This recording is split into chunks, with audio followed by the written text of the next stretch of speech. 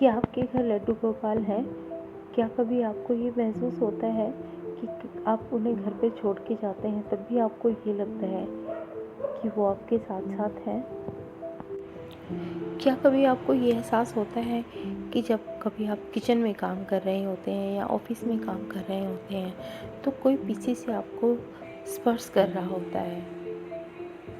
क्या कभी आपको अनुभूति होती है कि आपके घर में किसी के घुंघरू की आवाज़ आती है, या जब घर में कोई नहीं होता तब भी आपको किसी की आवाज़ सुनाई देती है? आपको अजीब सी खुशबू, अच्छी सी महक सी आती है, अपने घर में बहुत अच्छी खुशबू आती है। अगर आपको ये सब महसूस होता है तो यकीन मानिएगा, आपके घर में स्वयं लड्डू गोपाल हैं। भगवान को चाहने वाली तो दुनिया है, बात तो तब है जब भगवान आपको चाहे। राधे राधे, हरे कृष्णा, जय माता दी। मेरे चैनल कैच विद सुमन में आप सबका स्वागत है। माधोदास को पूरी दुनिया जानती है। पुरी में रहते थे माधोदास।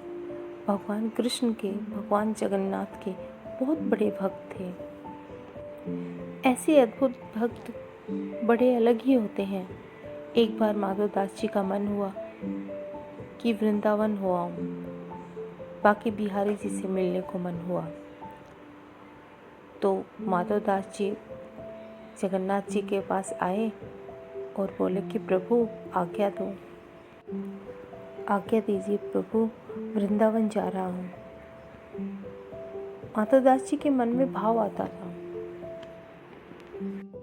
उन्हें हर सवाल का जवाब मिलता था। तो भगवान जगन्नाथ जी बोले, क्या करोगे माधोदास, वृंदावन जाकर? यहीं रहो, मेरा मन नहीं लगेगा, और अगर जा ही रहे हो तो मुझे अपने साथ ले चलो। तो माधोदास जी बोले, प्रभु क्या करोगे मेरे साथ जाके? यहाँ बहुत लोग आते हैं आपसे मिलने, आप यहीं रहिए, मैं जल्दी ही वापस आता हूँ। तो प्रभु ने कहा कि नहीं माधोदास, तुम्हारे बिना मेरा मन नहीं लगेगा।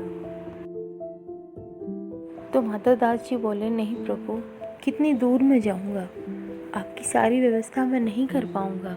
कितनी बार तो आपको भोग लगाया जाता है, 56 भोग तैयार किया जाता है, मैं सारी व्यवस्थाएं नहीं कर पाऊँगा। आप आराम से रहिए, मैं जल्दी ही आऊँगा, अब आप मुझे आज्ञा दीजिए। माधोदास जी प्रभु को ये कहकर चल दिए वृंदावन के लिए। अब माधोदास जी वृंदावन की ओर जा रहे हैं, प्रभु का नाम लेते हुए आनंद की अनुभूति है, प्रभु से को याद करते हुए जा रहे हैं। माधवदास जी का प्रभु जगन्नाथ के अलावा कोई नहीं है। उन्हीं के साथ अपना ताना बाना करते हुए, उन्हीं से बातचीत करते हुए चलते जा रहे हैं वृंदावन के लिए। तो चलते चलते माधवदास को भूख लगती है। एक दरवाजा खटखटाते हैं। उन दिनों पैदल चला जाता था, कोई साधन तो होता नहीं था जैसे अब होता है। तो पैदल पैदल आ रहे थे, रास्ते में भूख लगी, एक दरवाजा खटखटाया। उन दिनों बड़ा अच्छा वातावरण था, कोई भी कहीं भी किसी के यहाँ भी जा सकता था। तो माधवदास जी ने दरवाज़ा खटखटाया तो अंदर से एक बुजुर्ग महिला आई और बोली कि हाँ बाबा बोलिए। तो माधवदास जी ने कहा कि भूख लगी है बड़ी ज़ोरों से, भोजन की व्यवस्था करिए। तो बुजुर्ग महिला ने कहा कि मैं भोजन लेकर आती हूँ, आप बैठिए। बड़ा सेवा भाव होता था उन दिनों। तो माधवदास जी आंगन में बैठ गए और वो बुजुर्ग महिला भोजन ले आई। तो माधवदास जी भोजन करने लग गए, लेकिन भूख है कि मिटी नहीं रही है। माधवदास जी भोजन करते जा रहे हैं, लेकिन पेट ही नहीं भर रहा। वो महिला उनको देखी जा रही है और वो माधवदास जी से कहती है कि बाबा, आप अच्छे इंसान नहीं हैं, आपका व्यवहार अच्छा नहीं है। माधवदास जी चौंक गए। माधवदास जी ने पूछा, क्या हुआ माई, क्या किया है मैंने, आप ऐसा क्यों कह रही है? तो महिला बोली कि आपके साथ में ये बच्चा बैठा है और आप खुद ही भोजन कर रहे हो, इस बच्चे को बिल्कुल नहीं दे रहे। कौन है ये, कितना सुंदर बच्चा है, किसका बच्चा है, किसका बच्चा साथ लेकर आए हो? माधवदास जी ने इधर उधर देखा, कोई बच्चा दिखाई नहीं दिया। तो माधवदास जी बोले कि किसकी बात कर रही हो माई, कौन बच्चा है? तो महिला बोली कि ये बच्चा तो है जो आपके पास में बैठा है, देखो कितना सुंदर बच्चा है ये। तो माधवदास जी समझ गए, वाह क्या बात है। ध्यान लगाया, जगन्नाथ जी पीछे पीछे चलकर आ गए थे, साथ चलकर आ गए थे।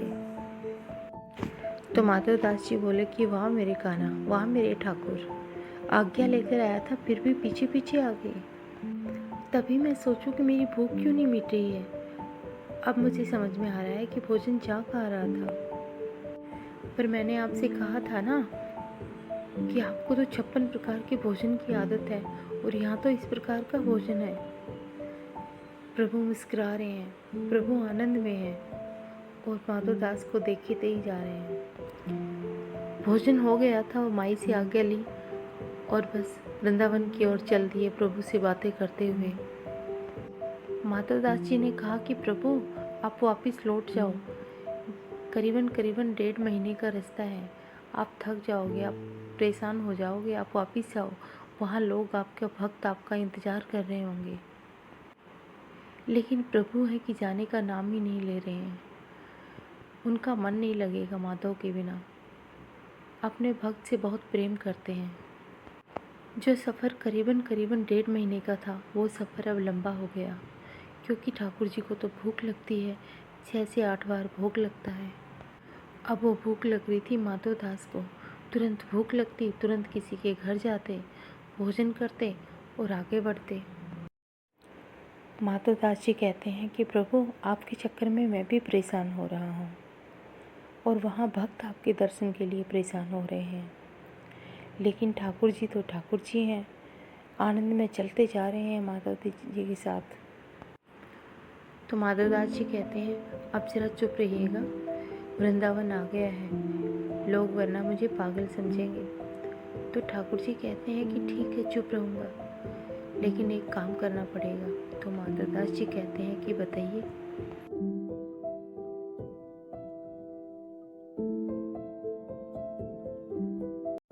तो माधवदास जी देखते हैं कि सामने चने बिक रहे हैं। तो माधवदास जी कहते हैं कि चने हैं वही खाने पड़ेंगे। तो प्रभु कहते हैं ठीक है ले आओ। तो माधवदास जी चने ले आते हैं। माधवदास जी चने खा रहे हैं और तृप्ति होती है प्रभु की। ये एक मानसिक भोग है, बड़ा ही अद्भुत दृश्य था। उसके बाद माधवदास जी कहते हैं कि अब चलो मुझे चलना है, बिहारी जी के दर्शन करने हैं, अब चलो। उन दिनों बिहारी जी जो हैं संत हरिदास जी के साथ निधिवन में निवास करते थे। तो वहाँ भक्तों की लाइन लगी हुई है, भक्त मिलने आए हैं, द्वार बंद है। तो वहीं निधिवन के बाहर बैठ जाते हैं माधवदास जी, इंतजार कर रहे हैं। अंदर से संत हरिदास जी आते हैं और बोलते हैं कि तुम में से माधवदास जी कौन है?